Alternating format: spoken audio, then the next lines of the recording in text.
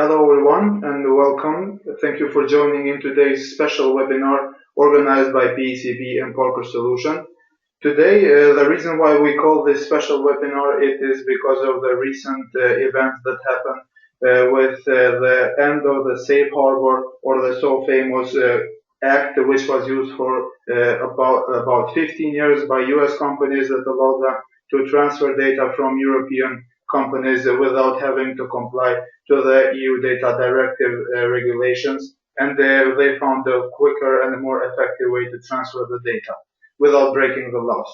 So last week there was the Court of Justice, European Justice, decided to put this act as an invalid, and this is going to have so much effects and impact in US companies, and knowing the fact that there are more than 5,000 US companies who transfer data from European companies, and these data may include financial information, invoices, client information, and many more. So many more companies are going to be affected by this.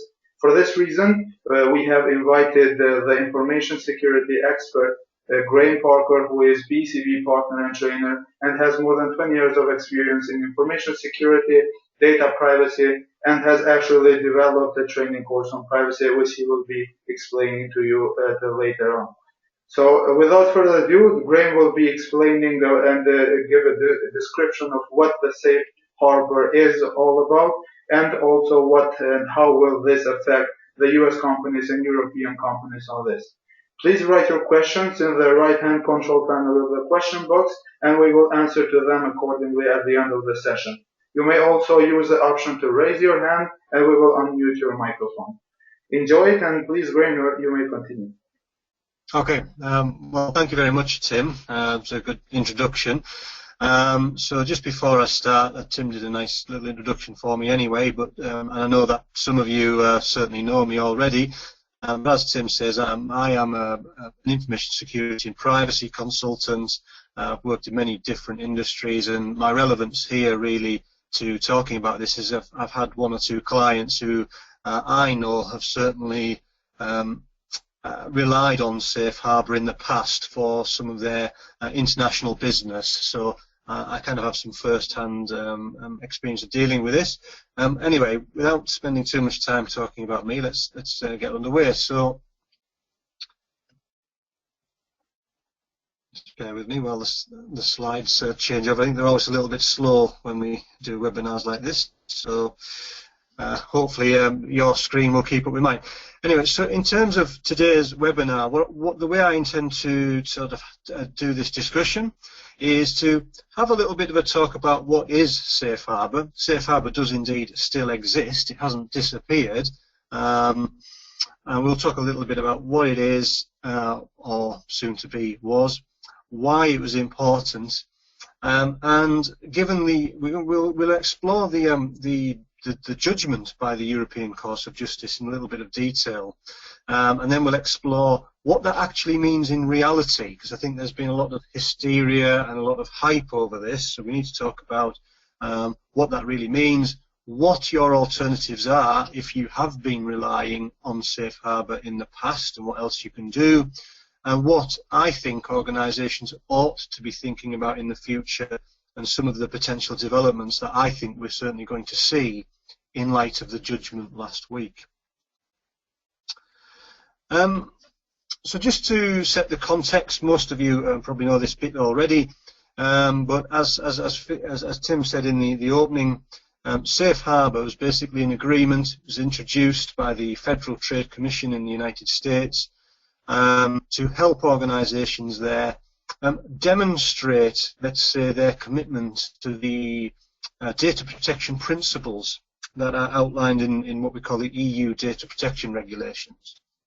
And there are some very key principles at its heart. So this was to allow US organisations essentially to say, we respect the privacy standards of the European law, and controls will essentially be in place. And that was designed to allow European companies or companies who process data of European citizens to confidently transfer that data to the US without being concerned about breaching what we call the 8th principle of the data protection regulations.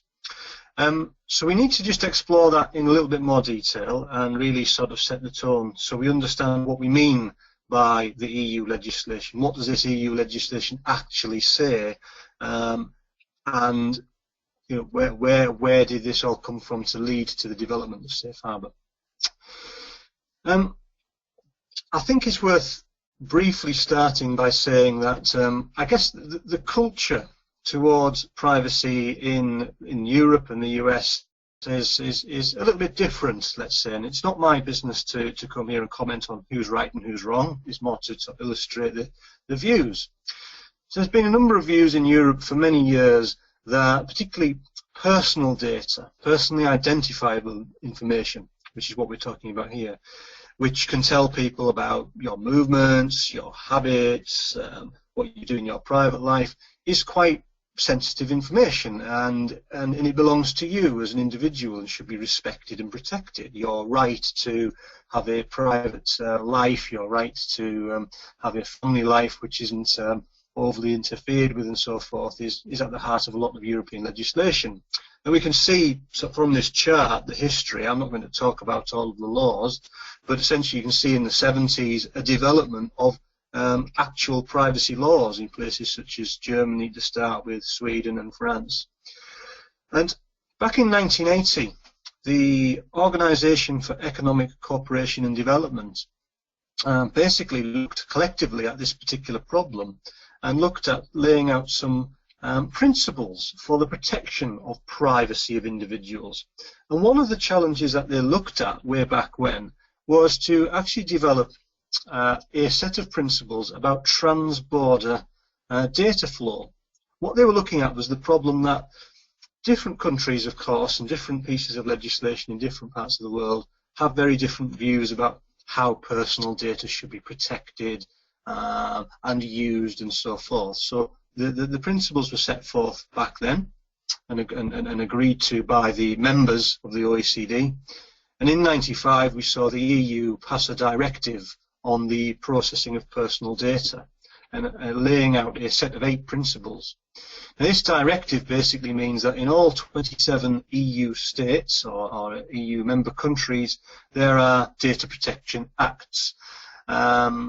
These data protection acts are very similar in terms of their principles, although the way they're enforced in these different countries is very different because it was a directive and not a regulation.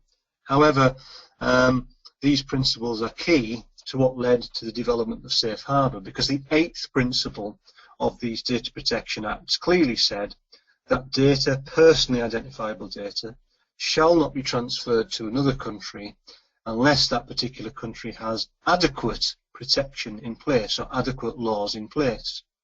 Now, as we'll explore in a few moments' time, those laws in the US, and there are laws for privacy, so I'm in no way making out that they don't take privacy seriously, but their approach is very different. Safe Harbour was there and designed to, as I said at the start, to give that confidence. And since Safe Harbour was developed back in 2000, there has been a lot more discussion about privacy, so that wasn't certainly the end of the matter.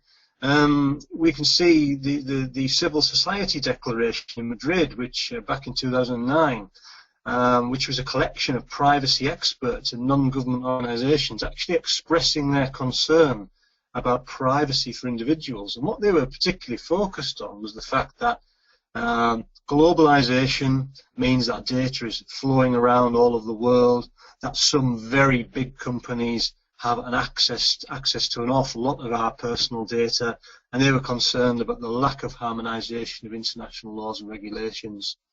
And I'll talk a bit later about the outcome of some of that discussion.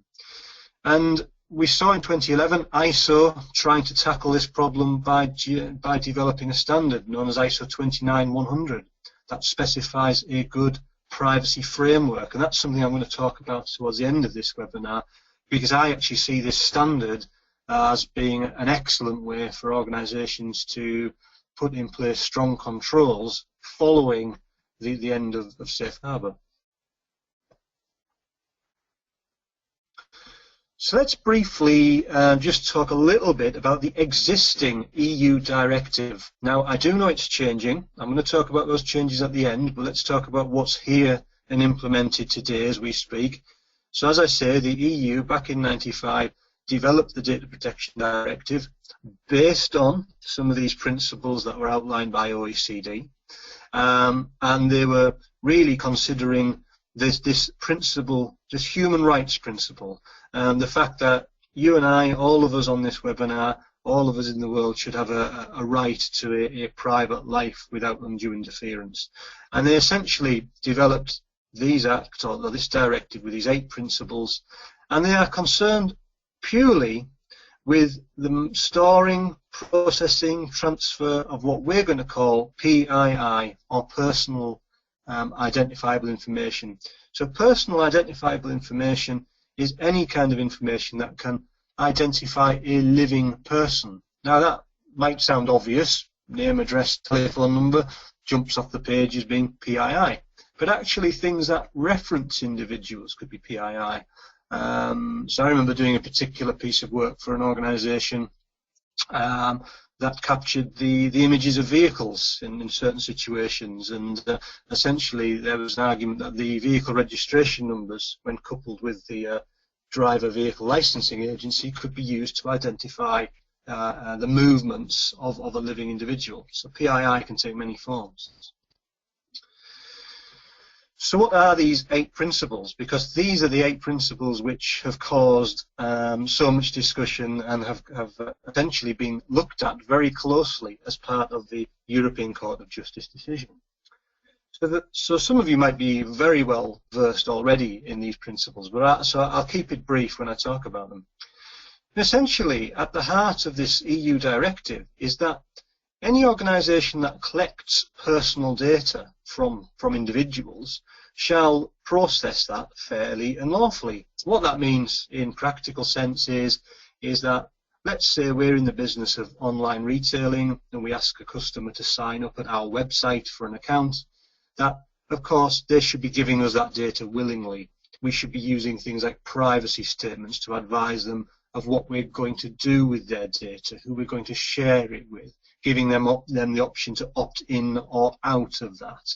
That's what we mean by obtaining and processing fairly and lawfully. And when we do obtain that data, we should do it and use it for specified purposes only. And I see a lot of organisations coming unstuck with this in the world of testing. Often on a lot of my consulting assignments, I've asked the question of people, what are you doing to protect test data? Because we actually find that a lot of test data relies on live, personally identifiable information. And unless that organisation has asked permission from the people whom they collect that data about, or stated that they're going to use it for test purposes, you'll actually find that they're not in line with this particular principle. The other principles are that the data that we do collect needs to be relevant. It needs to be appropriate, not excessive. So, for example, again, if I'm selling goods online and I'm collecting data, it might be perfectly legitimate to collect your name, your telephone number, your email address, your payments, and your bank details, for example. That's needed in order to do the transaction and deliver the service to you. But it certainly wouldn't be appropriate for us to then ask you for your political opinion or for details of your medical records. So whenever we're collecting data, the principles of the data protection legislation is we need to think very carefully about what we're going to do with it. Of course, we need to ensure that data that we hold about people is accurate and fair, and where needed is up to date. Because this is all about the effect that our failure to do this would have on the person. So let's think about an individual, for example, who goes to their bank and applies for a mortgage, for example, and their credit reference file is out of date or inaccurate. Well, then you can imagine that person perhaps being declined for their mortgage and the potential impact that could have on their personal life. Or perhaps more seriously, take a healthcare organisation that doesn't have the right controls to keep medical records up to date and accurate, and that person receives incorrect medical treatment. So you can see this is all about the impact on the individual. Of course, the 6th principle, personal data should not be kept longer than is necessary. Well, I think that's a good security practice anyway. the sooner I remove information, delete it, take it out of scope, essentially I have less to worry about. But again, I wouldn't be too happy if some of my organisations that I provided my data to keep it for indefinite periods of time. And the seventh one, appropriate technical and organisational measures shall be implemented. For that, read information security. In other words, the organisation doesn't just need to have these principles in place, they need to have tangible, technical, procedural controls and so forth to actually protect that personally identifiable information. But the bit that's relevant to Safe Harbour, the nice bit at the bottom, personal data shall not be transferred outside of the European Economic Area. And just for clarity, the European Economic Area is the EU, and I must get my geography right here, but plus Liechtenstein, Iceland and Norway, as I understand it. So what it's saying is that those countries we should not be transferring data outside.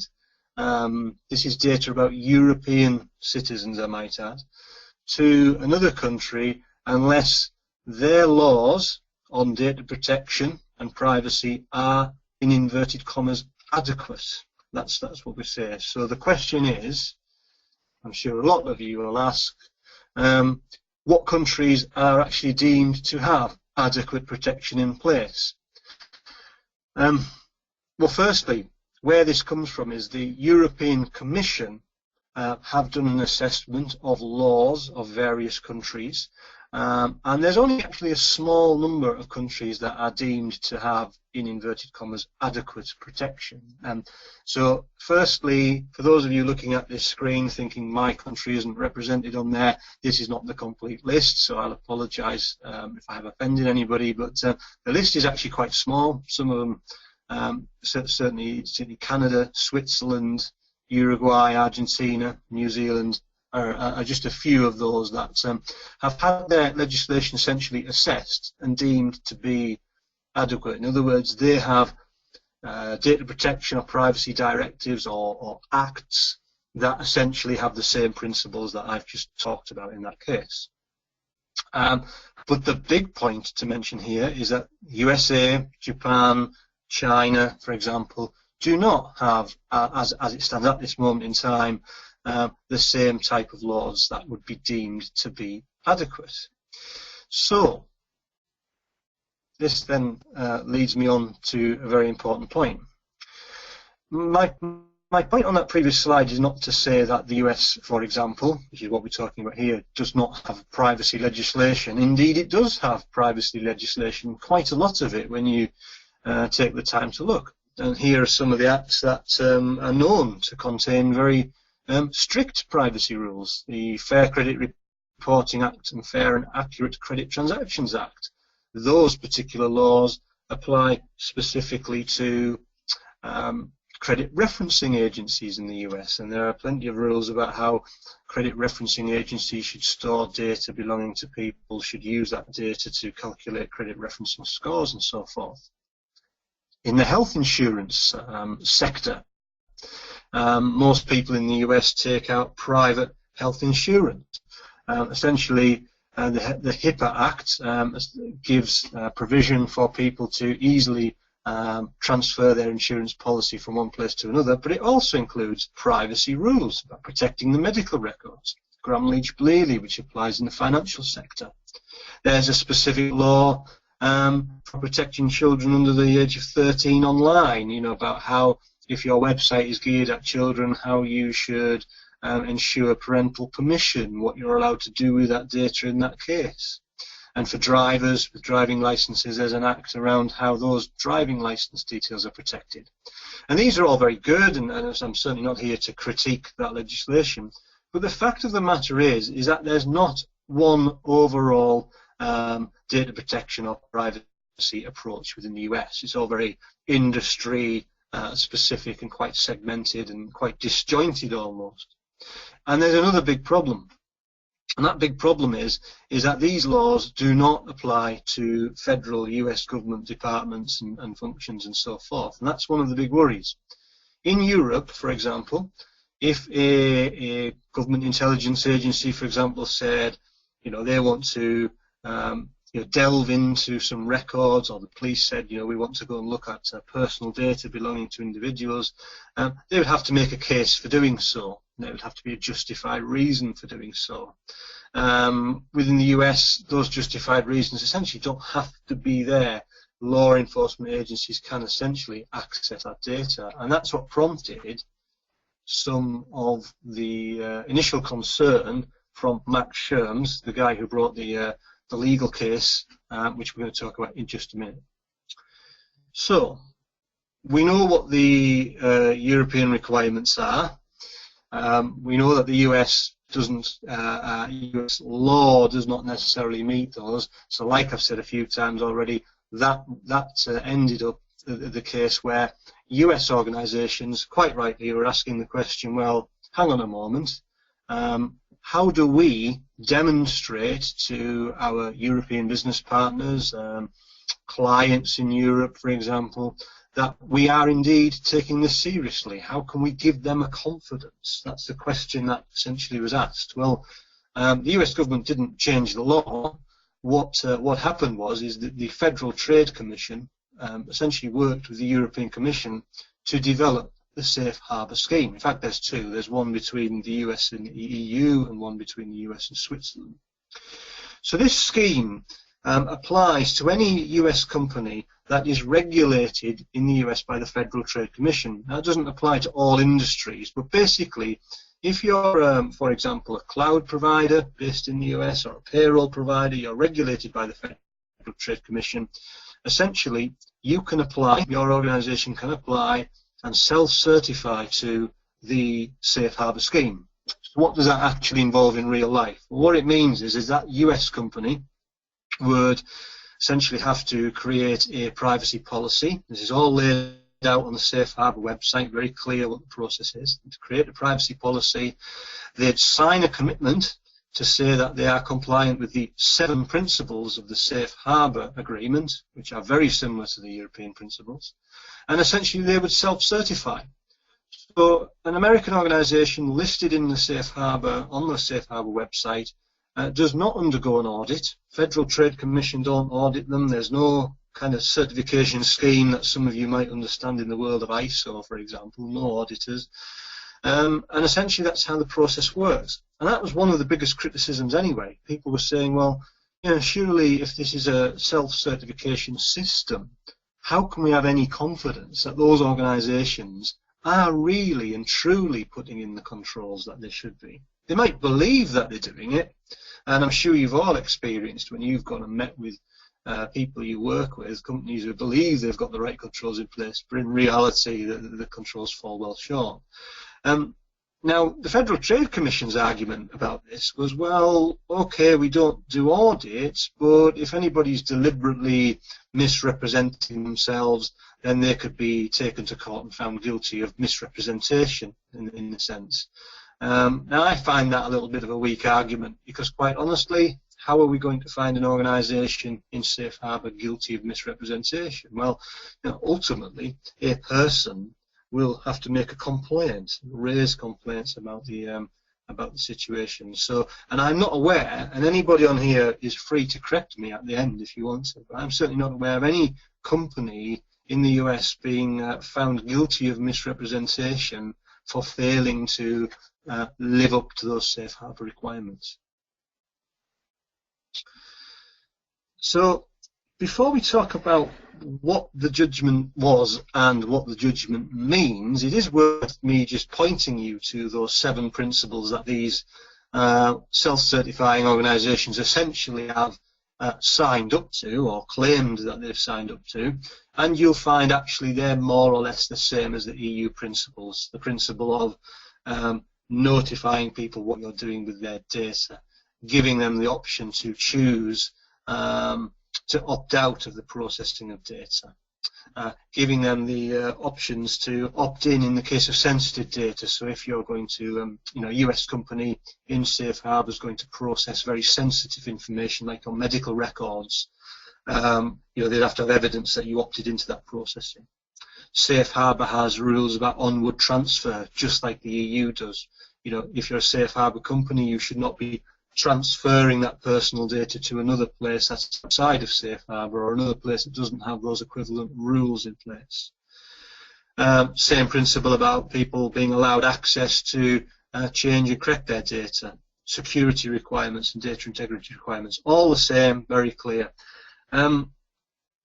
The final one that was added to Safe Harbour is the fact that an individual, so let's say you're an individual, and your data is being processed by a company in Safe Harbour, and you wish to make a complaint, there should be a mechanism for you to make that complaint, for that complaint to be investigated. So when you look at these principles of Safe Harbour, so putting the self-certification argument to one side, I would say they're pretty good principles. So the question is, why has there been such a fallout from this? What actually happened? And what does the ruling really mean? Well, we need to explore this ruling in a little bit more detail, and we really need to understand what the European Court of Justice actually had to say and why it came about.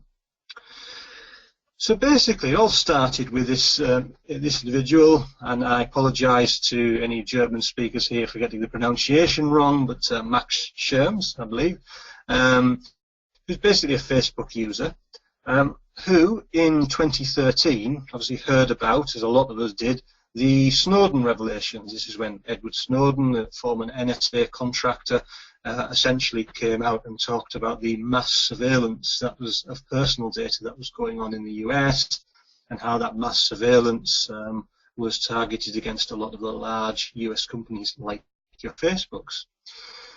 So this individual had a concern about his privacy, that perhaps when his data was being transferred from Facebook in Ireland, because that's where Facebook's main data centers in Ireland are, perhaps when it ended up in the US, that his data was somehow being compromised. This was a concern that he had. So he actually took this concern to the Irish Information Commissioner under Principle 8 of the Data Protection Directive, and he argued to the Irish Information Commissioner that he felt that the laws in the US, for example, would not be of the relevant adequacy level. The Irish Information Commissioner's response to that was, well, actually, you will find that Facebook are using Safe Harbour, and Safe Harbour is deemed to be just fine according to the European Commission. So that was the initial response that he got. So this individual wasn't satisfied with that response. He took this particular case to the Irish High Court in the first instance, and the Irish High Court essentially referred this case to the European Court of Justice to examine. And what happened? So the European Court of Justice basically looked at this, and they argued the point that actually the European Commission was wrong on a number of fronts. They first of all argued that the European Commission was wrong because it's clear that the Act says that the laws of the country to which the data is being transferred must be adequate. And certainly they're not, we know that. So that was a first point.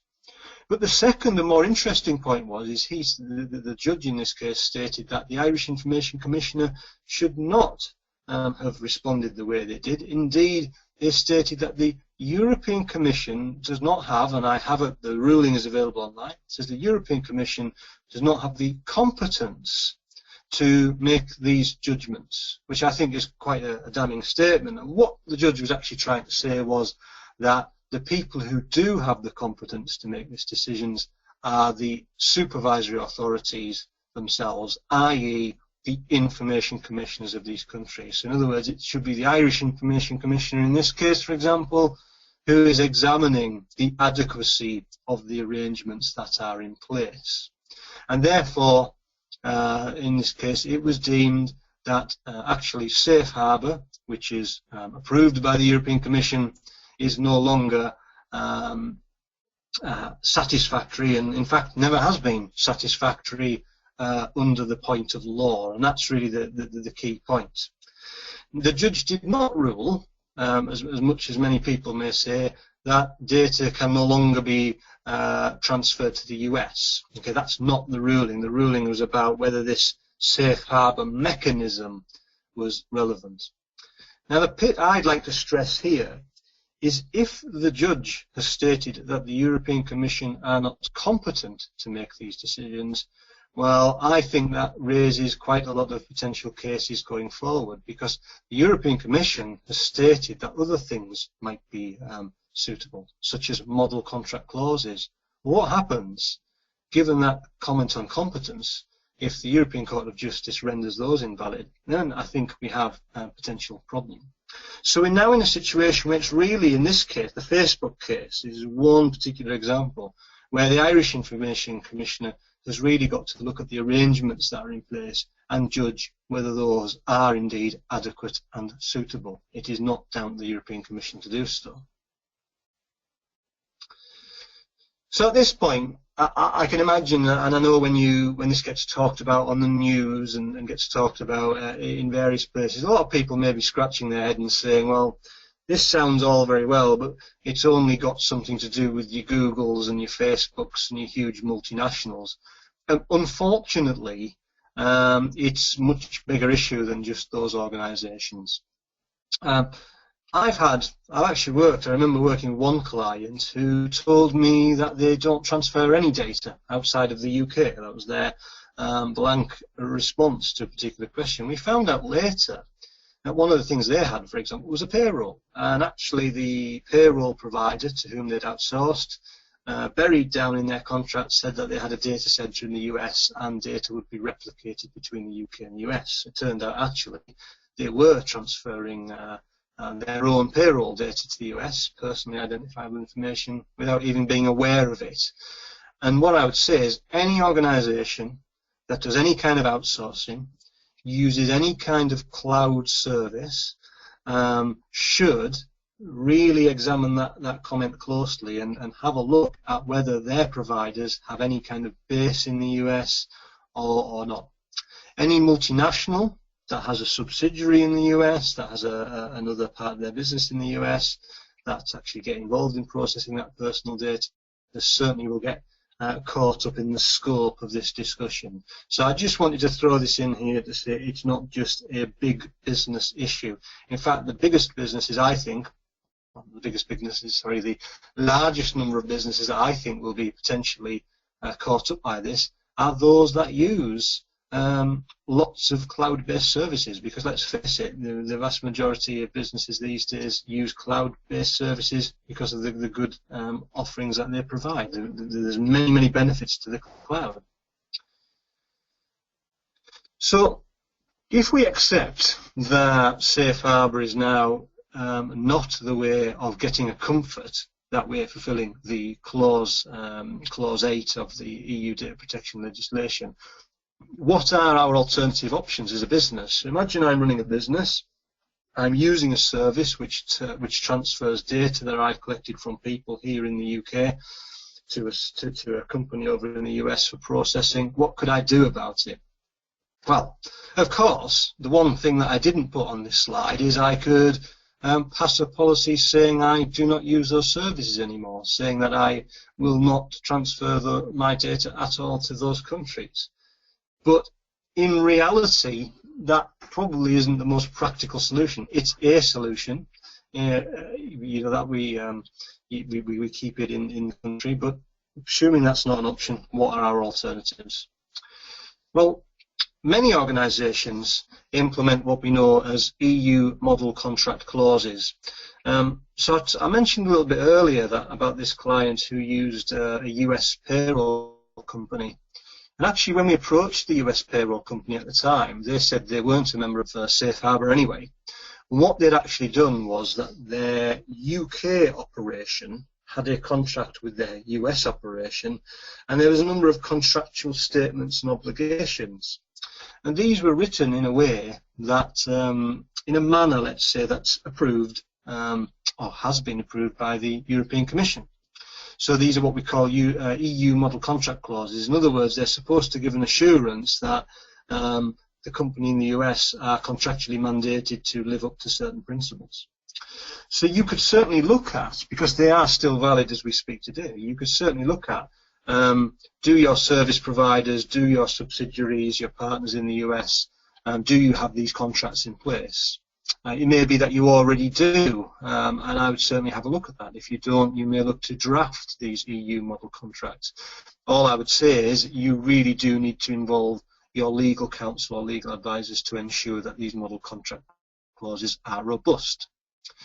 Personally, though, I think this could be a short-term solution. Given the point made about the European Commission and their competence to make decisions on this topic, I think potentially we could see some model contract clauses being challenged through the courts as we go forward.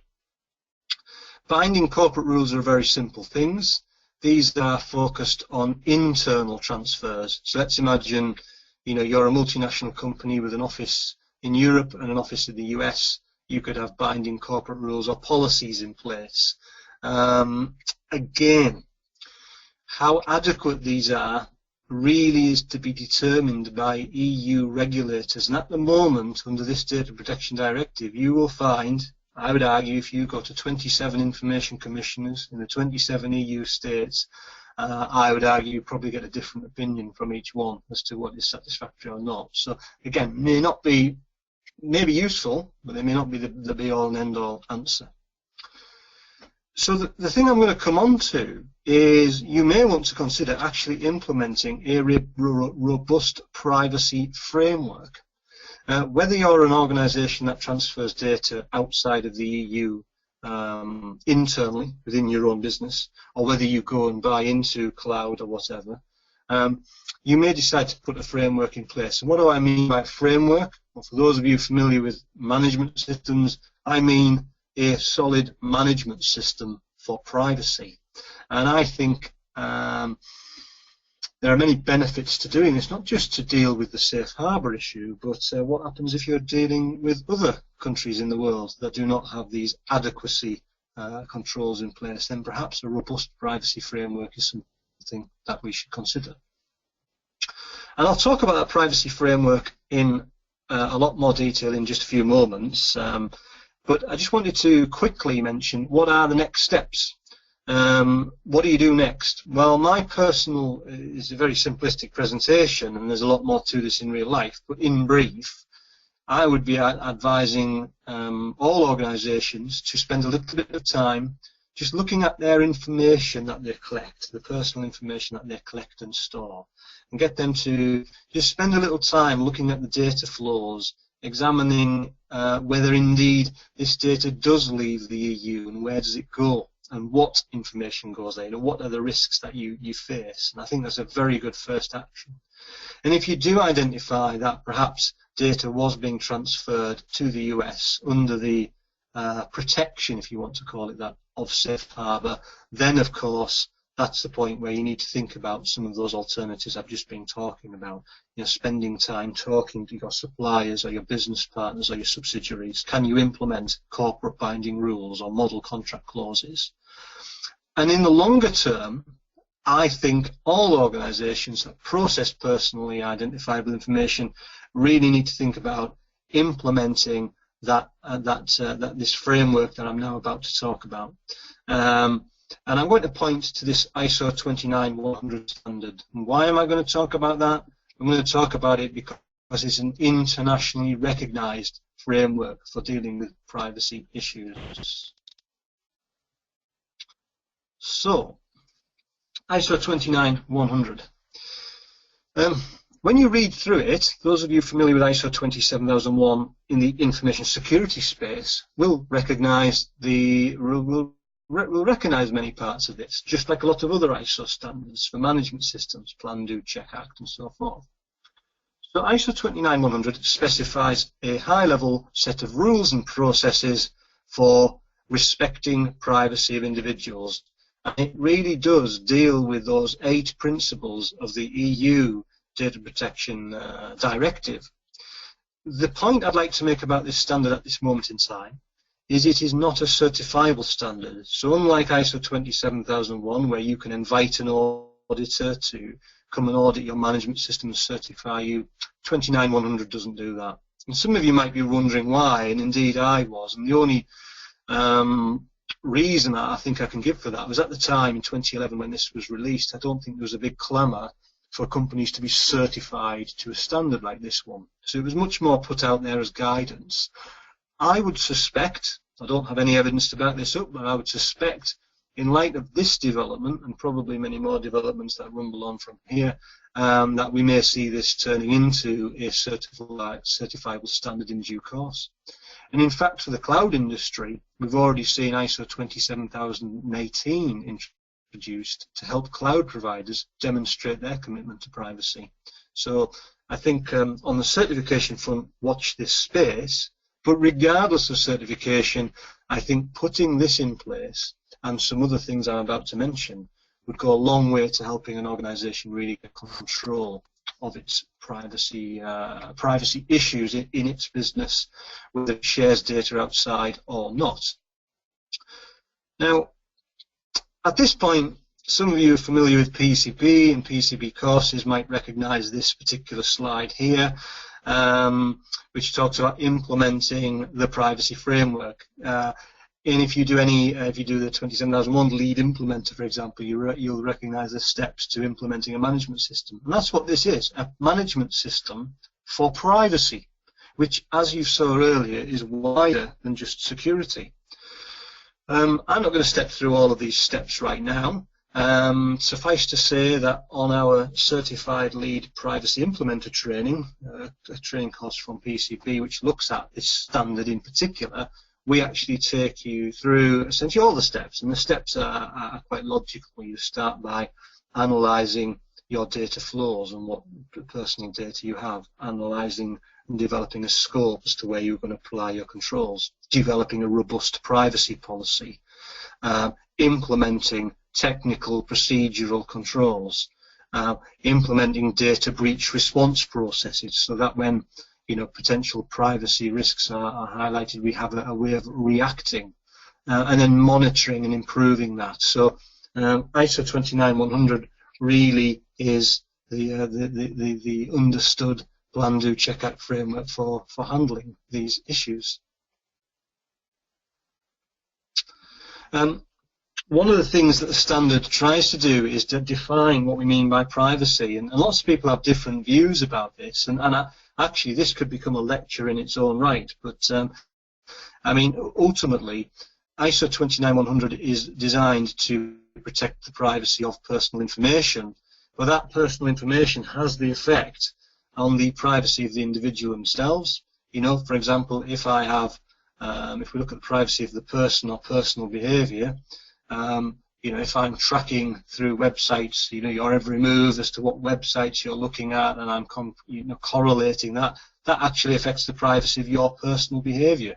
Ultimately, that can be exposed if we are, implementing data processing systems. We're monitoring emails, for example. That can affect the privacy of your personal communication.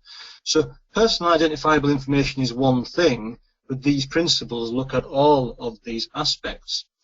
And very quickly, I saw a very good TED talk not so long ago by a famous security consultant who talked about the analogy that people say, well, I'm not too worried about privacy, I've got nothing to hide, because that's the usual response you hear. And he said, okay, if you haven't got anything to hide, please may I have the logon credentials for your bank and for your email. And I'm not going to take any money off you, but I'd just like to have a look when I feel like it. I'm sure most people would say no, they're not too comfortable with that. So essentially, that's what we're trying to protect.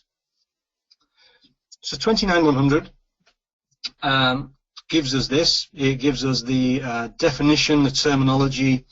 It lays out who are the core actors and people involved in processing that information, what kind of safeguards can be implemented, whether the data, doesn't matter where the data is geographically, whether we are transferring it to the US or anywhere else for that matter, and it refers out to a number of very strong known privacy principles. So what this gives an organization is a solid framework, a combination of processes, procedures, technical controls and guidelines to help actually implement a robust set of controls and basically be able to have a confidence, no matter where in the world that data is, that we are respecting and protecting the privacy rights of the people who we do business with. For those organisations who have implemented ISO 27001 for information security, they will be pleased to know that it's not a lot of effort to actually extend this information security management system out to cover privacy. There is actually a mapping document within the standard that maps the concepts between these two standards. So ultimately what I'm saying is, if an organisation has an ISMS to protect certain information systems and technologies, there is absolutely no reason why we couldn't expand the scope of the ISMS and use the ISO 29100 concepts to help us. That is also something that we explore when we do our lead implementer course in terms of practically what are the steps for doing that. Clearly companies will not welcome yet another compliance standard, and that's not what I'm trying to push here. I'm trying to push the use of existing standards in conjunction with 29100. Now, if any of you after this decide, well, I'm going to go away and I'm going to buy myself a copy of ISO 29100, that's a very good idea, but what you will find is it doesn't necessarily, it contains all the bits of the framework. What it doesn't necessarily contain is heavy detail on principles and controls over and above those that I've talked to you about today. There are some other good places which will give you that backup information. In particular, the generally accepted privacy principles. They've been around for some time now, introduced by the American Institute of CPAs and the Canadian Institute of Chartered Accountants. And so what I'm saying is, if you take a look at those generally accepted privacy principles, you can build your management system, your framework, based on ISO 29100, and then take some of the suggested controls and process rules that are in the generally accepted privacy principles to help you. And when we deliver our ISO, I'm saying ISO 29100, our Certified Lead Privacy Implementer training, essentially what we do is we don't just talk about 29100, we talk about these principles. And another thing that we include on the technical side, because that's a big part of it. It's all very well having the principles and processes, we still need technical controls and privacy enhancing technologies. And we actually look at some work that the French Information Commissioner did, and they produced a really good set of controls, CNIL. I'm not even going to embarrass myself by attempting the French here, but we look very closely at they produce, a bit like ISO produced in ISO 27001, a whole raft of privacy controls, and some of them are really robust and approved by the French Information Commissioner. So just finally, before we go to any questions, of course the question is, what's going to happen going forward? Well, unfortunately, I don't necessarily have the ability to predict the future, but there are a few things that are happening. The first thing to point out is that the EU is currently reworking the Data Protection Directive, and will be launching, we think, before the end of this year, the new EU Data Protection Regulation. And there's a key difference in the word. A directive gives direction to European states to create their own data protection acts. Regulation is more strong, it actually enforces rules. So we will have a harmonised Data Protection Act across Europe. Some of the things that will be coming in that regulation will be the fact that multinationals operating in several European countries can deal with one information commissioner to get the answers that they need. So that will, I hope, simplify a lot of things. There is talk about it including mandatory incident and data breach reporting, which I'm sure many companies have breaches now and they don't report them.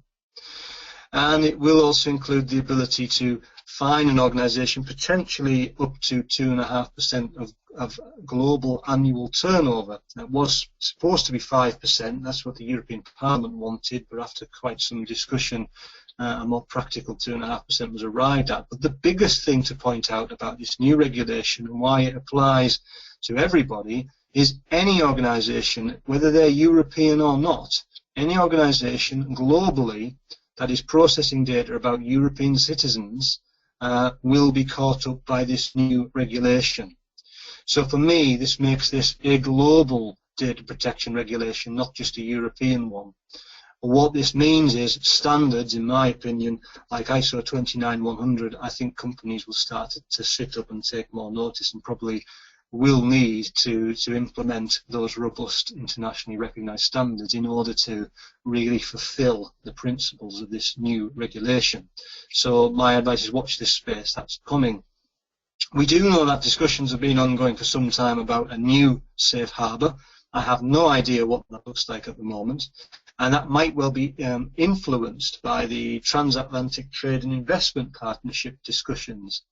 These are discussions that are going on right now between elements of US government and the EU about essentially having a trade treaty, if you like, which will harmonise in a lot of places the laws and regulations. There's lots of people who argue about the benefits of TTIP, the potential additional business it could bring and so forth. There are many who are concerned. Many are concerned that the harmonisation of legislation may indeed weaken regulation and legislation in areas such as environmental control and health and safety. And equally, there's a question about how that might affect the harmonisation of privacy legislation. So it'll be very interesting to see the developments of TTIP as things go on. I also think this will drive, within the cloud industry, a greater interest in ISO 27018. Cloud providers can already get certified to this standard, and this standard talks about how a cloud provider specifically shall process personal data in a privacy compliant manner. And actually Dropbox and Microsoft Azure are two of the first organizations to get themselves certified to this standard. PECB are also doing some development work here and will be developing a course on ISO 27018. So for those in the cloud industry, that could be very interesting. But regardless of all that, a final point I would say is the fact that this has happened is just one of many things. I think there is an international growing recognition of what privacy is about. There's definitely a global harmonisation challenge. It's not just a Europe-US issue. We've just seen the launch of the Trans-Pacific Trade and Investment Partnership just recently. So we're seeing more and more global trade, more and more online activity across the world. I think that's going to boost the need for a strong privacy framework, and perhaps, just a suggestion, ISO 29100 will be the chosen approach. So, I'd like to thank everybody for listening to me on that. That's been quite a long discussion. Hopefully some interesting points in there for everybody. So if we've got any questions, I don't know if Tim, any questions have been put to you, then we can spend the last sort of 10-15 minutes picking up any questions that people may have. Yes, Graeme, thank you very much for this great presentation and highly informative. I hope that attendees have joined it as well. We have indeed some questions, and I will read them to you so you can answer. The first question is, are you aware of any impact the EU decision had on the US and Switzerland agreement has impact? An impact, so could you repeat, an impact on? Are you aware of any impact the EU decision on the US and Switzerland agreement? Has this impacted the US and Switzerland agreement, I believe the question is. Ah, right. Yes, that's a very good question. I can't say that I'm personally aware of the impact on that. I can imagine that this will be throwing up equal questions in Switzerland as well. Obviously, Switzerland tends to follow the EU approach to data protection, but my honest truth is I don't actually have a specific example, I'm afraid. Okay, the next question is, what are the implications to companies that have already implemented binding corporate rules? Sorry, you dropped out. The implications for companies that have already implemented binding corporate rules. Binding corporate rules. So, as it stands at the moment, there is no change on binding corporate rules. Binding corporate rules are still a valid mechanism. The judgment was purely about Safe Harbour. So there's no immediate change to my knowledge. But the point is, as I mentioned in the presentation, I think there's a potential now for those binding corporate rules to be challenged because of the statements made about the European Commission. So I think what you'll find is you may find challenges from people going to the European Court of Justice in the future. But right now, as we speak, there's no immediate change. Thank you. The next question, I believe you answered to this. Do you expect a Safe Harbour 2.0 will materialize? If so, when? Sorry, again, every time you ask me a question, it drops out. Do I expect Safe Harbour to 2.0? If so, yep. When will it happen? When will it happen? That's the million-dollar question. My understanding is this was being talked about as part of the TTIP agreements. My understanding is the TTIP agreement is supposed to be in place during the course of next year, the middle of next year. So I would be expecting to see something by the middle of next year. Now, whether the decision 3 weeks ago now delays that, I don't know, because it was already in development before this decision. But the original was supposed to be some point in the middle of next year. Thank you. The next question, I wrote it to because I believe I'm having some problems with the microphone. If you can read the question and answer it. Great. Okay. Let me have a look. So this is quite a long one, so I'll read it out just very briefly. So if the US cloud provider company adopts and implements the EU model clause, does that cover their customers? Is the data protection compliance status transferable from the cloud service provider to their customers? Shouldn't that's one question, I think, is it? I know it goes on. Shouldn't customers of the US cloud service providers obtain their own data protection compliance status, since they are the sole administrator of the hosted solution and the cloud service provider don't have control over their application or process data or solution? Yeah, that's a very good question. So yes, maybe I didn't make that clear enough. So exactly, if you're a user of cloud services, so let's imagine that in answer to this question, let's imagine my organization collects data from people, from individuals, and we decide to use a cloud service provider in the US. Okay, it's our job to put in place with the US-based cloud service provider those EU model clauses. So we should be negotiating those model clauses into the contract of the service provider. We cannot simply sit back and rely on the cloud services provider's own model clauses. Now, what we might do, let's imagine another scenario. Let's imagine I'm a UK company, I'm collecting personal data, I do business with a UK cloud provider, but that UK cloud provider has a data center in the US. I would have a contract between my organization and the UK cloud provider with those clauses stated in there, and then I would expect the UK cloud provider to have model clauses with its subsidiary in the US. But it would be my job to do my due diligence and ensure that those are in place. So that would really be my very short answer to that question. I realise that's quite a complex and detailed question, and I'll happily take that offline and answer any specific cases that the asker may have. Yes, thank you. And the last question that we will take for today, because of the limited time that we have, is there any difference in the impact of the end of Safe Harbour between the large organizations and small companies? I think the talk is that yes, it probably is. For larger organisations, your big multinationals, a lot of them didn't just rely on Safe Harbour. A lot of them already had, from my experience, binding rules in place internally or EU model clauses in place in contracts. So actually, you'll find the big players, your Googles, your Facebooks, and so forth, actually won't probably notice much of a change in this.